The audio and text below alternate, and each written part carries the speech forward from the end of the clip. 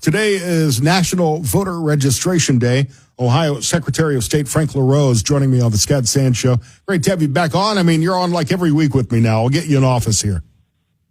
I love it, Scott. And yeah, you're right. It's National Voter Registration Day. And so happy National Voter Registration Day to those who celebrate. And let's be honest, all eligible Ohioans should. I'm sitting. You want to make sure your voice is heard. I'm sitting around my National Voter Registration tree, ready to exchange presents and sing voter registration carols all night.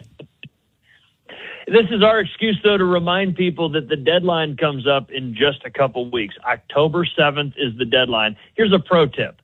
If you ask a neighbor or a friend or maybe your own kid or grandkid, hey, are you registered to vote? And they say, I think so, they're probably not. And so you got to remind people you know and love, if they maybe turned 18 this year, maybe moved to the neighborhood, maybe got married and changed their name, you got to update your voter registration. And there's no excuse. It's so easy to do. VoteOhio.gov, VoteOhio.gov. It takes about 2 minutes to update your address to maybe get registered to vote if you're not already. And so we want to make sure that everybody takes the opportunity to do so. Okay, so that's one easy link.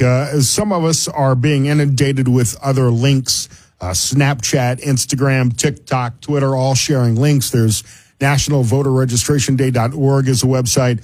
Are any of these other links valid? Are they partisan? It sounds like Vote Ohio is the best place to go. Yeah, voteohio.gov is the best place to go. We have tried to work with a lot of those different groups to make sure that their service points to ours. In some cases, they may be harvesting your data in the meantime so they can send you fundraising emails or whatever else. But every time we find a group out there promoting voter registration, we reach out to them and make sure that their website, their link, their whatever points to Vote Ohio, because that's the only place, to be clear, the only official place to go online and register to vote in Ohio is that secure government website, voteohio.gov. Once you're registered, you don't need to register for every election, do you? Unless you change your name, you move, or something like that. Correct. Yeah, and as long as you vote with some regularity, if you go 6 years without voting, then yes, you fall off the voter rolls. So we want to. Oh my God, you're so evil! I can't believe, Frank, you would take people off the voter rolls if they haven't voted in 6 years. You're a monster. We also do it when they die, and honestly, oh my God, we do this monthly. How and why do you do that? That is so unfair to dead people. And I had an opportunity to test this. I mean, my family had 2 losses this year, and as soon as, after a couple weeks we had buried our loved ones, I went on their voter registration website and checked, and yeah, sure enough, they had been removed from the voter rolls. And so the system works. We also make sure that only U.S. citizens are registered to vote. And guess what? Oh my God, the left that says is so it's not racist. a problem. So racist. They say.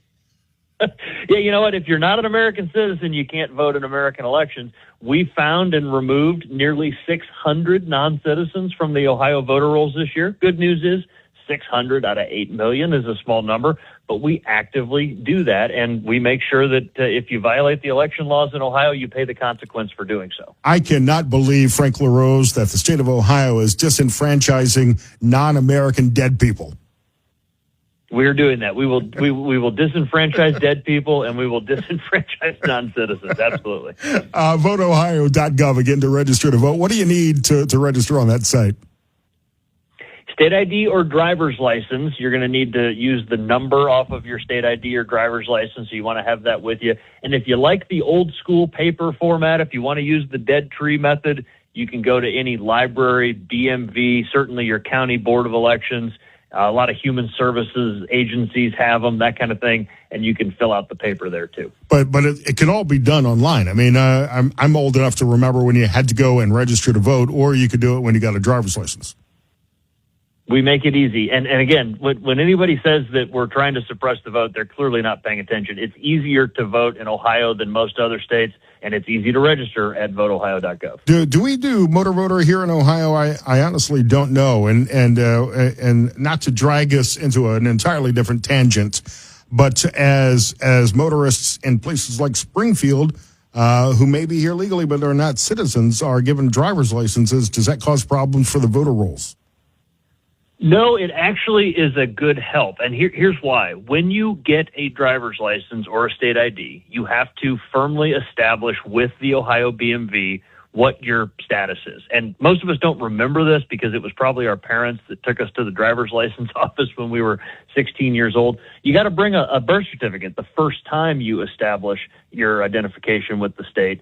And so if somebody is here as a non-citizen, maybe they're on a work visa or a student visa, or they're, here, like you mentioned, the folks in Springfield on that, it's a question about whether they should be here in that kind of numbers, but they're here on an asylum status. We know for a fact when you get a driver's license or when you get a state ID, if you are a citizen or not. You asked about motor voter. That's a federal law, so we don't have a choice about that. We do make voter registration available at the BMV. And if, let's just say, somebody who's not a citizen chose to, they shouldn't, fill one of those out, we would not process that. They would be rejected, wouldn't be entered in the voter registration rolls because, well, we would check and it would show up that they're a non-citizen. So you've got to bring a birth certificate when you go to get a driver's license the first time. When you're going to get a renewal now with the new FAA federal standards, you also have to bring 15 other forms of identification. I only know this because I've now gone back 6 times with wrong pieces of identification to get the new driver's license.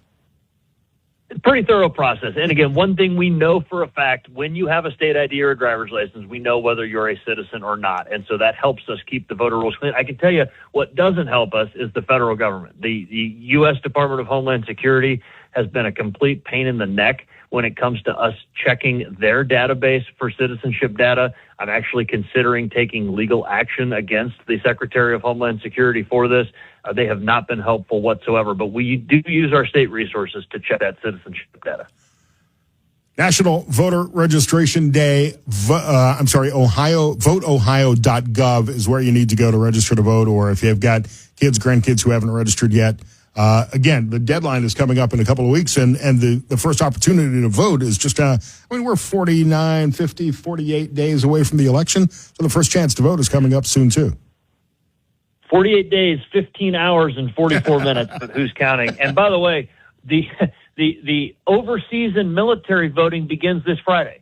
So in 48 hours, we're going to be sending out ballots to our overseas and military personnel, and election season is here. And by the way, we're still putting out the call for poll workers. It takes about 30,000 of our fellow Ohioans to help us run Election Day. Ohio's Secretary of State Frank LaRose on the Scott Sand Show. If I wanted to be a poll worker, because, doing what I do and what Fred Lefevre does in the morning, we're often critical of poll workers and the election process. If I wanted to go and work and actually give my time for a few hours, do you have to do like from 7 a.m. to 7 p.m. or can you do a partial day? No, you have to do all day because really you're responsible for everything that happens at that polling location. So it's a long day, 6:30 a.m. until 7:30 p.m. And you get trained for it at the Board of Elections. They'll schedule you. If you go to voteohio.gov, you can sign up to be a poll worker there. They'll schedule you for training, usually an evening or weekend. You get paid for it. And again, for some professionals like lawyers, accountants, realtors, librarians, social workers, they actually get continuing education credit for signing up. And some employers will give you a free day off. They call it civic time off. They may give you a free time off from your job to do this. That's kind of good. You've heard us talk. I may actually do that, so I can see firsthand what the experience is like. I'll have to talk it over with Fred. Maybe we can figure something out. Secretary of State Frank LaRose here on the Scott Sand Show. Frank, before we're out of time, I wanted to find out about the ballot language on issue 1, a very controversial issue on the ballot in November. It essentially, and this may be oversimplifying it, legalizes gerrymandering. It does just that. It puts a bunch of unaccountable people in charge of gerrymandering the state to really achieve a specific political outcome. We wrote truthful ballot language. Thankfully, in a big win late last night, the Ohio Supreme Court said that the vast majority of that language can stand. They've asked us to make a couple little really relatively inconsequential tweaks to the language. We're going to have a meeting of the ballot board tomorrow to make those tweaks.